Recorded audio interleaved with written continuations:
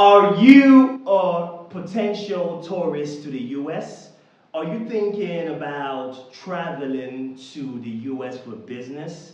So are you thinking of applying for a B1 or a B2 visa? Well, if you are, I have breaking news, actually good news, breaking good news from the United States of America that regards or affects the visa validity for people applying for a B1 or a B2 visa. So if you're interested in hearing this good news, I suggest you give me just 1 second. I'm gonna go get dehydrated and you guys already know what comes next.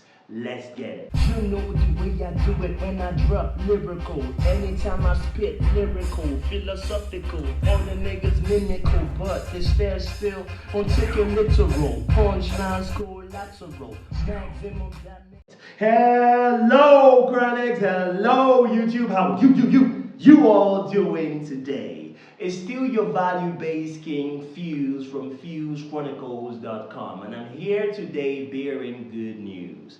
So the United States of America just yesterday actually released the good news that is going to positively affect the experience of those who are looking to apply for a B1, which is a tourist visa, and a B2, which is a business visa to the United States, okay? Now, before, if you were applying for a B1 or a B2 visa, you got a validity period, which means the period that you can stay in the US for, and it was 24 months, which is 2 years. But they have since revised this, and now if you're applying for a tourist visa or a visitor's visa, you're going to get 60 months, which is 5 years. Okay, so those who are looking to go to the US and maybe they want to change the status of their visa to get a longer term or stay in the visa or even study in the US, this is amazing news because as of the 1st of March 2023, if you apply for a tourist visa or a business visa, you're going to be stamped or given a validity period in which you can stay in the US for 60 months. This is amazing, okay? This is amazing. I remember a friend of mine called me, it was sometime last week or 2 weeks ago, and she was, oh, Fuse, what about a tourist visa to the US? How many, what period am I going to be able to stay there for and that? This is good news for people who are interested, like I said before, in going for tourism in the US or going for business. However, there are some criteria for eligibility that you need to meet to be able to get this visa stamped and get the new validity period to kick in your case. Another good thing that came out of that press release yesterday was the fact that the application fee of $160 remains the same, and because they've increased your validity period or your stay period in the US, it does not mean that your application fee is going up. Your application fee stays the same at $160. Your question is, but Fuse, why did they do this?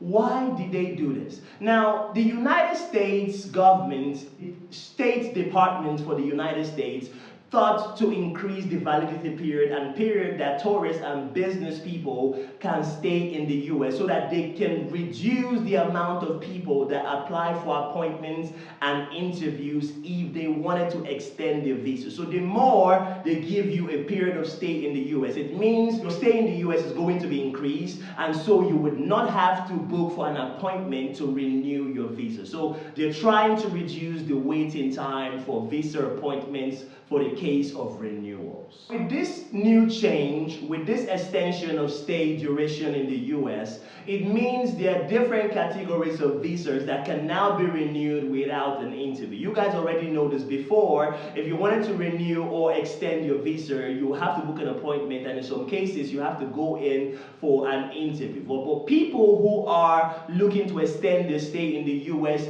on a B1, B2 visa, a JM&L academics only visa, do not need to come in for a visa interview. This can now be done by simply submitting your documents and waiting for it to be approved or rejected.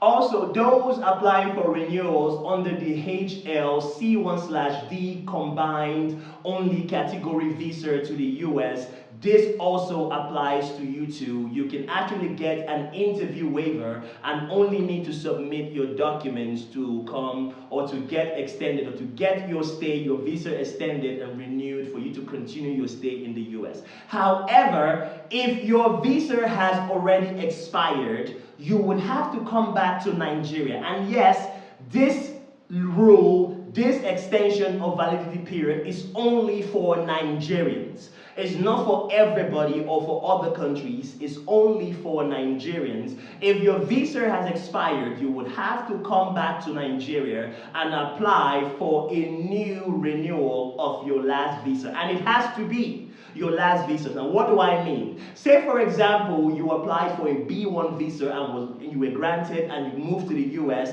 and then maybe for some strange reason you lost track and your visa expired, you would have to come back to Nigeria immediately to apply for a renewal of your visa. If you overstay, and for those that don't understand the consequences of overstaying your visa, I'm going to leave a link to one of our videos up there so you can understand the consequences of overstaying your visa. If you overstay your visa, it means you've gone contrary to the criteria for eligibility for this new validity change, and your visa renewal would be rejected. Another criteria is you must have a passport. Do I have a passport here? I think I do, yes. You must have a passport. You must have a passport that covers the period in which you were granted your last visa. Now, this is for people who are looking to renew. Now, in a situation where somehow during your stay in the US, your passport expires, I'm sorry guys, you have gone against the criteria for eligibility. So your passport needs to be valid for the period in which you were initially granted to come to the US, either as a business person, as a tourist, or under one or two of the educational or combined only categories. Another category that you would have to meet is you need to have been crime-free. So you need to have not committed any crime while you were in the US. Now, this is for people who were maybe granted a tourist visa, a business visa, a student visa, or a combined only visa to the US. Maybe those who were granted a B1, B2 visa, a JML visa, or even a D1/D combined visa. Now, you need to have stayed in the US crime-free, or you need to have been maybe not convicted of a crime. Maybe you were accused of a crime, and when you went to court, you were not convicted. If you were convicted of a crime in the US, you've gone contrary to the criteria for eligibility, and you would not be granted an extension. And if you have children who also need extension, remember when I said that you don't need to apply, the interview stage is waived. This also applies to your children as well. So those who are in an emergency situation, maybe a life or death situation, maybe someone, your relative, you or someone you know is not feeling well, or you seek asylum from your country, from Nigeria to the US, your application is fast-tracked. Yes, it's fast-tracked, free of charge. You don't even need to pay any money to fast-track your application. If it's an emergency, a life or death situation, whether someone is sick, whether someone is trying to run for his or her life, your application is expedited. Now, with this new validity period, those who are applying for a fresh tourist or business visa or academic visa, or those who are looking to renew theirs,